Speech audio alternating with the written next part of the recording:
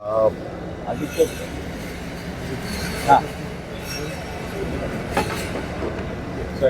मी यापूर्वी देखील बोललो होतो, आपल्याला आठवत असेल की भारतीय जनता पक्ष आणि प्रशासन यांचा दुरान्वयाने देखील संबंध नाही.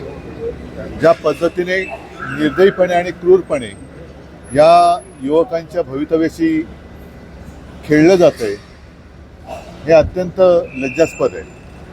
आणि जर का वांगचूक यांच्या प्रकृतीची एवढीच काळजी सरकारला असेल तर यापूर्वीच त्यांच्याशी नीट बोलण्याची आवश्यकता होती.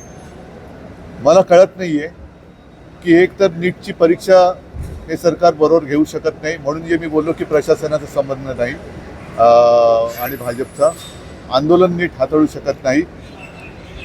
एकूणच धर्मेंद्र प्रधान यांच्यामध्ये असं काय आहे आणि अजून किती बळी घेतल्यानंतर धर्मेंद्र प्रधान यांचा राजीनामा घेतला जाणार आहे हे सरकारने एकदा जाहीर करावं. कारण वांगचूक हे तर स्वतःची प्राणाहुती द्यायला तयार झालेले आहेत.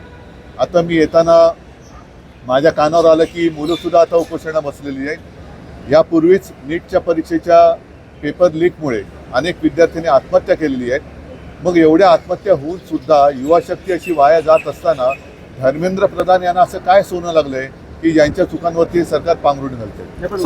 असं म्हटलं जात आहे, पोलीस हा दावा करत आहे की हे कोर्टाच्या आदेशानुसार झालेलं आहे. कोर्टाच्या आदेशाने त्यातला दुसरा एक भाग असा आहे की सोमवारपासून संसदेचं अधिवेशन सुरू होत आहे.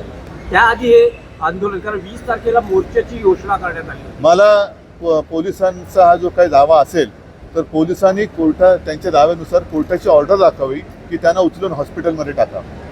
कोर्टाने त्यांच्या प्रकृतीबद्दल चिंता व्यक्त केलेली आहे. यापूर्वी देखील अनेक उपोषणं झालेली आहेत.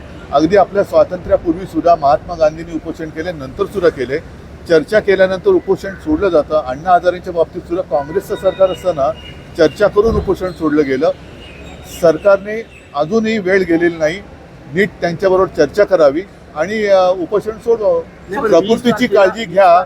जो मोर्चा निघणार होता मला वाटतं तो निघाला पाहिजे आणि नुसतं म्हणून म्हटलं ना की सरकार चालवणं म्हणजे काय चालवणं, की आपलं म्हणणं रेटून नेणं म्हणजे सरकार चालवणं नाही.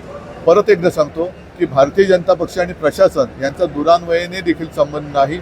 एक तर जनतेच्या प्राणाची, युवकांच्या प्राणाची यांना किंमत नाही आहे. आपलं म्हणणं तेच खरं, याला हुकुमशाही म्हणतात.